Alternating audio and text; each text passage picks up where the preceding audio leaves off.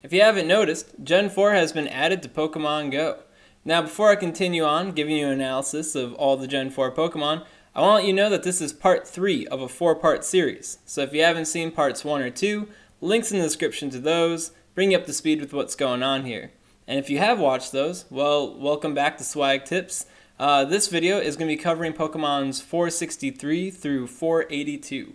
Or Licky Licky through Azelf. Highlights in this section include Rhyperior, Togekiss, Electivire, Glaceon, and Mamoswine. Licky Licky, not good. I actually didn't see its move pool. I'm actually curious. Because I like Licky Licky. It's such a ridiculous Pokemon. Like, look at it. It's got like a cravat, but that's actually its skin. Pokemon logic. It's got Lick, of course. Okay, so, wow. They didn't give it Power Whip. Niantic, if you're watching, change Solar Beam to Power Whip.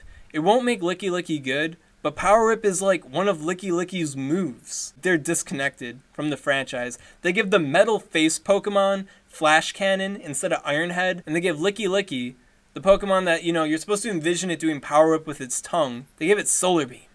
Why? Why, John Hanke? Why did you do this? Do I have to write like a Game Press article?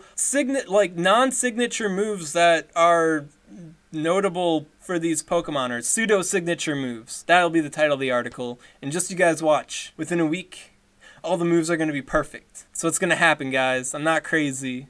I don't need more sleep. What? Moving on down, we got Rhyperior. And Rhyperior had some hope. We had some hope for Rhyperior that it would get Drill Run, which is a signature move of a Gen 5 Pokemon, since you know, the Rhydon line has drills on their face, and they can learn it in the main series games. They also gain access to it. But for whatever reason, all the Pokemon that are like Drill and Horn Pokemon, they didn't give Drill Run to. They gave Drill Run to like Dunsparce and like Seaking and Rapidash. They all got Drill Run. But the Pokemon that can actually make use of it, like Nidoking, Nidoqueen, Rhydon, Rhyperior, for whatever reason, they don't want to give it Drill Run, even though Drill Run's a really good ground-type charge move. So that's unfortunate that they didn't do that, but they did give it Smackdown, Rock-type, and they did give it Stone Edge, Rock-type charge move. So there's some hope there. When we were going over the Rock-type stuff on the DPS TDO spreadsheet for Rampardos, you probably caught a glimpse. Overall, Rhyperior is like roughly as good as Tyranitar. Like, I wouldn't want to say it's strictly better or strictly worse. They're both,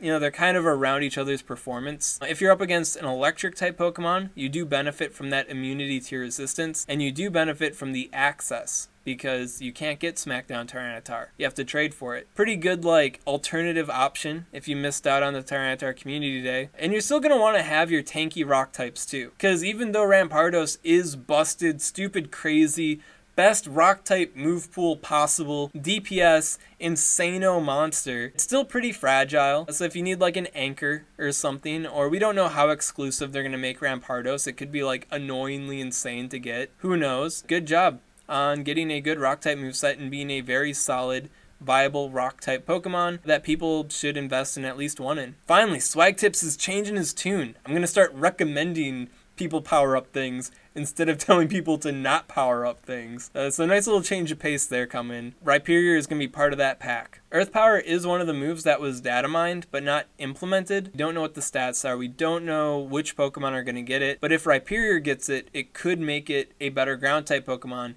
if Earth Power is a good charge move. Yeah, we'll have to see what happens with that in the future. We got Tangrowth, and Tangrowth is kind of silver medalist. It's good in its stats. When I was talking about grass-type Gen 4 Pokemon in previous content that I did, I was like, Tangrowth is in. Like, it's for sure going to get a good move pool. Tangela has Power Whip. Tangela has Grass Knot, right? So it makes sense that Tangrowth would get at least one of those moves, and Tangrowth didn't. Tangrowth got Solar Beam. It got Solar Beam, and that is not Power Whip, and that is not Grass Knot, so that sucks. Tangrowth was already having like the classification of being a low DPS, high TDO grass type, and it's going to definitely solidify itself in that role because it doesn't have, you know, a better DPS charge move selection. So Solar Beam's not like bad, it's not the worst thing in the universe, but when we're this deep in the Pokemon universe for Pokemon Go, these slight differences mean a lot when you're competing against all the other grass type Pokemon. So So I already went over Electivire. Good job getting Wild Charge. Best electric type DPS. Budget Raikou. Definitely going to be using several of these myself. Power it up if you get them. Definitely not in the game yet. We only got the 26 basic boys. But when we do get it, it's going to be awesome. Magmortar, not so awesome. Yeah, we already projected it to not be that good. And I don't think the move pool is that good either. Did it get Overheat at the very least? No, it didn't. It got Fire Blast and Fire Punch. Magmortar, kind of mediocre. Togekiss. And Togekiss's main claim to fame is going to be as a gym defender. It's another Pokemon that has like extra resistances to the Machamp. And it also has very high CP. 3,332. So that's in like my respectable CP range for gym defense, gym height over time. We'll be seeing a lot of Togekiss on gym defense as a good gym defender. So I'm really happy for this happy little guy. As far as the move pool goes, Air Slash, respectable. Hidden Power, tricky, right? Could be anything. Dazzling Gleam, Aerial Ace, don't need to know a whole lot beyond that. It also gets Ancient Power, so whatever. No fairy type fast move. They chose not to implement one. Togekiss is one of the few fairy types that learns Fairy Wind, and Fairy Wind is one of the few fairy type attacks that Pokemon Go doesn't have implemented yet. So like our hopes and prayers were that Togekiss here would get Fairy Wind, the first ever fairy type fast move, but that did not happen.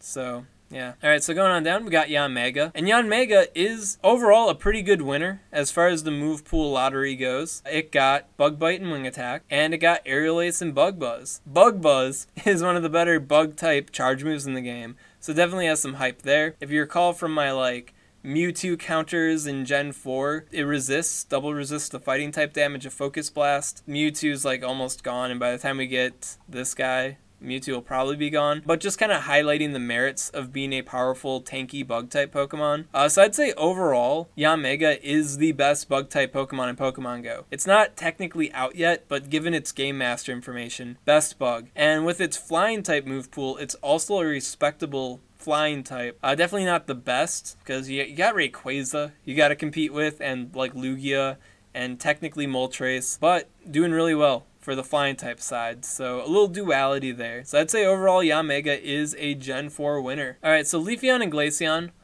both won the move pool lottery, but they both also have stiff competition from other Pokemon. Leafeon, if you recall my previous grass type content, got the right moveset, it got the Leaf Blade according to plan. Still just a very okay grass type, it doesn't really stand out. And then Glaceon is arguably the number 2 ice type, depending on how you rate Weavile. It's kind of tied with Weavile as an ice type, so that's really hype for it, and it's a pure ice type. So maybe I'm selling it short. Like, I'm trying to lump it with Leafeon here. Now yeah, Glaceon definitely won. Good job, Glaceon. It got Frost Breath and Ice Shard. Both of them are basically the same. Frost Breath is technically better, and it got Avalanche. It doesn't matter what these two moves are, because it got Avalanche, and Avalanche is all you need to know. Yeah, arguably the second, maybe the third best Ice-type DPS, depending on what the matchup is. It's competing really closely with Weavile there. Both of them can't compete with Mamoswine.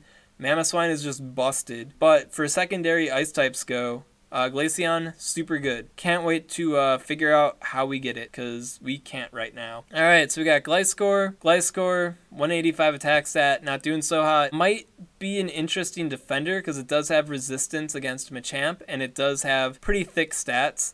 But I think overall, kind of like, borderline, might be good in niche situations kind of Pokemon, but overall, not that great. We got Mamoswine. And Mamoswine cannot be understated. Look at this massive Pokemon. It's got the rage of Abomasnow, but it also has the power to back itself up in combat. The ground-type moveset is terrible. It got Bulldoze, so just forget about it as a ground-type Pokemon. Focus on the ice. And with the ice, it got Avalanche. So yeah, Mamoswine, swagging hard. I think one thing that's really telling is this graph here. So these are Rayquaza counters. Ignore the Ice Beam Porygon Z. Porygon Z did not get Ice Beam. You can see here Weavile and Glaceon, kind of neck and neck in terms of performance. Glaceon a little bit more tanky. Weavile a little bit more DPS. And how it plays out in practice, there's like a lot of small factors that will shift them up and down, left and right, one way or another. But above all the other riffraff, standing proud, highest DPS, highest TDO, we have Mamoswine with Powdered Snow and Avalanche, no doubt, for this simulation. So yeah, really good. predicted this is what we'd get, and it's what we're getting. Mamoswine, crazy good. But another thing that's really telling for Mamoswine, when we were going over Zapdos counters, I was showing like a weather boosted Golem and how well that did against Zapdos. Well, Mamoswine with Powdered Snow and Avalanche is as good as a weather boosted Golem is, holistically, DPS and TDO wise, against a Zapdos raid.